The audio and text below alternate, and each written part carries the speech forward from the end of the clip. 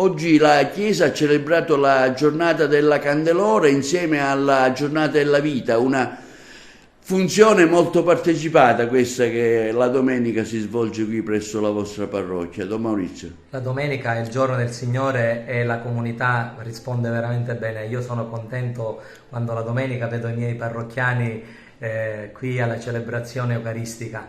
La festa della Candelora è il giorno bello, una giornata che ci ricorda che Cristo è la vera luce, quella luce che rischiara le ombre delle tenebre, quella luce che ci orienta e ci indirizza. Purtroppo oggi il mondo, lo sappiamo, sceglie la via del peccato, la via stretta, sceglie anche l'ombra che non ti lascia camminare con un passo spedito.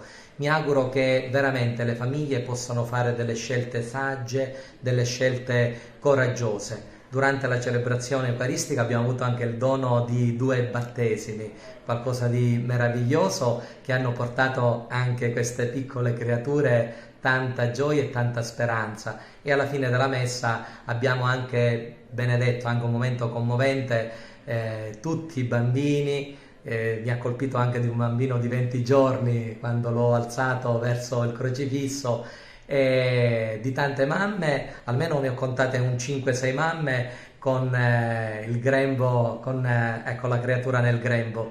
È stata una celebrazione bella e alla fine della messa anche oggi è stata presente qui nella nostra parrocchia il CAV, Centro Aiuto alla Vita, che fa tanto per la nostra città, fa tanto per le famiglie che magari non si possono permettere di arrivare alla fine di una gravidanza, e che soprattutto il CAV ne salva di tante di vite. E quindi noi oggi, attraverso un piccolo gesto, prendendo una piantina e un gesto di solidarietà, abbiamo voluto aiutare, ecco, questo centro di aiuto alla vita che è sempre presente sul territorio, e soprattutto quelle mamme in difficoltà che vogliono prendere la via dell'aborto, e lo sappiamo, l'aborto è un grande peccato. Ecco, il CAV è presente, e oggi ci sono mamme che stavano per andare a praticare l'aborto e invece hanno delle creature così belle che dicono: grazie Signore che ci hai salvati da quel pericolo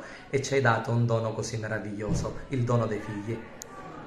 Com'è andata signora? Oggi giornata del CAV, lei qui davanti alla chiesa? Bene, è andata molto bene, anzi oggi non l'aspettavo così. La vostra è una funzione importante nella società, no? Molto importante, aiutiamo i bambini, quindi aiutiamo la vita, e quindi questi pochi soldi si trasformeranno in pannolini, latte e tutto quello che hanno bisogno i bimbi.